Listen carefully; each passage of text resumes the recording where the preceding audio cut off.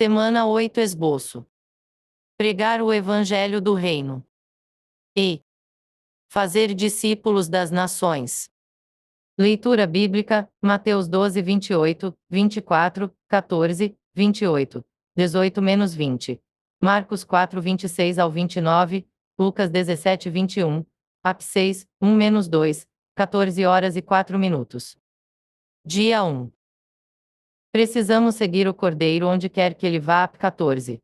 4. Para pregar o Evangelho do Reino a toda a terra habitada, para a propagação e desenvolvimento da semente, o gene, do Reino, para consumar esta era. Mateus 24, 14.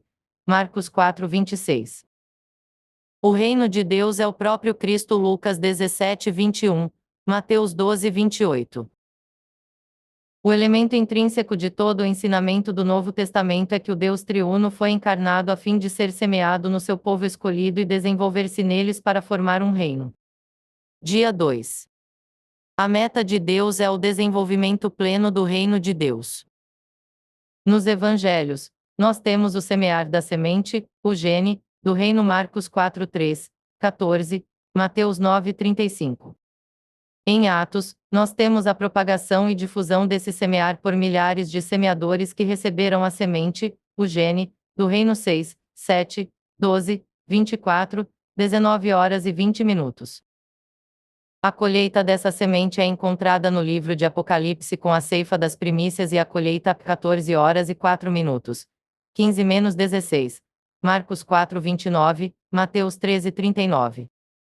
O reino milenar será o desenvolvimento pleno da semente, o gene, do reino com o filho como o rei e todos os vencedores como seus coreis, o povo do gene do reino. AP 20 horas e 4 minutos. 6. A Nova Jerusalém, o reino eterno de Deus, é o desenvolvimento mais pleno da semente do reino, o gene, semeado por Jesus, o Nazareno.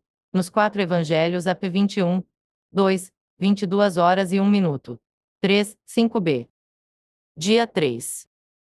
Em seu ministério régio para o estabelecimento do seu reino celestial no estágio da sua encarnação, o Senhor Jesus considerava a si mesmo um médico, um pastor, e o Senhor da Seara. Mateus 9, 11 ao 13, 35-38.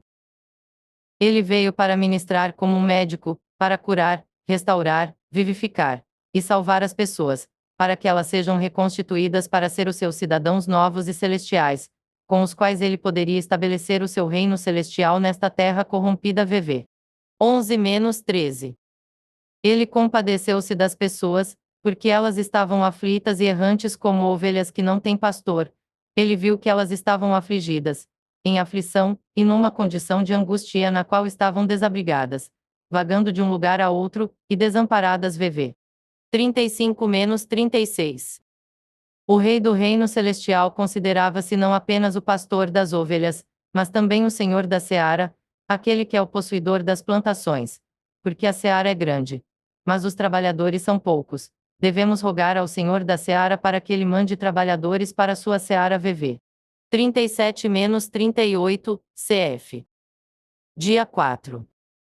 Em seu ministério régio para o estabelecimento do seu reino celestial no estágio da sua encarnação, o Filho como o centro da Trindade divina era totalmente não por si mesmo, a favor de si mesmo, ou para si mesmo. Tudo o que ele fez foi pelo Espírito de Deus e para o reino de Deus Pai. Mateus 12, 28. Esse mover da Trindade divina com a coordenação divina nos mostra a harmonia, beleza e excelência na Trindade divina, e é um modelo excelente e belo que a cabeça estabeleceu para a nossa coordenação como membros do seu corpo. Hoje na vida da Igreja, o corpo de Cristo não foi edificado adequadamente por causa de uma deficiência da coordenação adequada. O que fazemos não deve ser feito meramente por nós mesmos, mas por alguns outros. Além disso, o que fazemos não deve ser para nós mesmos, mas pelo interesse, pelo direito de Deus nesta terra. Dia 5. O Evangelho do Reino será pregado em toda a terra habitada para um testemunho a todas as nações antes do fim desta era. 24. 14. Essa pregação, significada pelo cavalo branco do primeiro selo em Apocalipse 6, 1 ao 2, será um sinal da consumação desta era. O propósito único de Deus nesta era é ter o Evangelho pregado, a fim de que a Igreja como o corpo de Cristo seja edificada para consumar a nova Jerusalém. Efésios 3:8-11, RM 1h01. Os vencedores que pregam o Evangelho da glória de Cristo tornam-se os cavaleiros do cavalo branco. Atos 6, 2, 19h11, 13-14. Dia 6.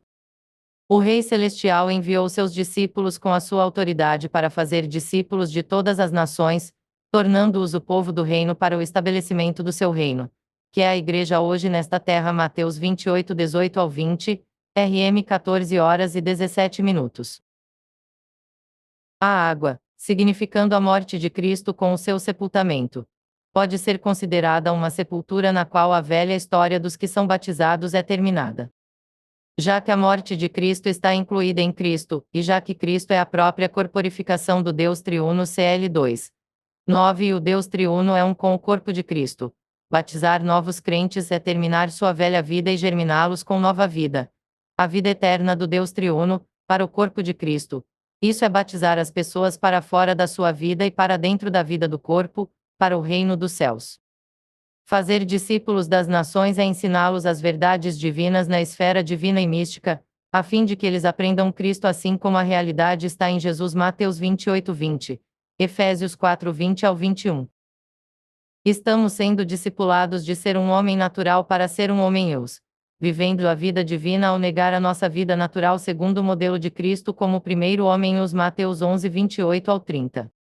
Todos os ensinamentos divinos e místicos de Cristo não são apenas seu desvendar e iluminar, mas também seu nutrir a nós, para o nosso crescimento e maturidade na sua vida divina, a fim de que a economia eterna de Deus seja consumada por meio de nós. Efésios 4:15-16. Hino.